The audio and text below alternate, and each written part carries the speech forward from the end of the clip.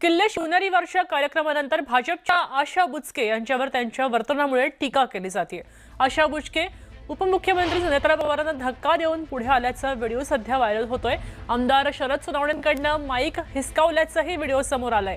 तर दुसरीकडे मुख्यमंत्र्यांसोबत फोटो यावा म्हणून त्यांनी पाळणा म्हणणाऱ्या महिलेलाही बाजूला ढकललं असंही बोललं जातंय।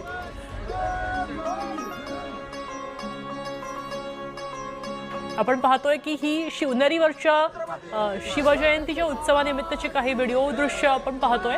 त्यामध्ये या आशा बुचके म्हणून आमदार आहेत, त्यांनी अनेक ठिकाणी थोडंसं गैरवर्तन केल्याचं पाहायला मिळतंय। उपमुख्यमंत्री सुनेत्रा पवारांना धक्का दिल्याचं पाहायला मिळालं। त्याचबरोबर पाळणा म्हणणाऱ्या महिलेलाही धक्का दिला।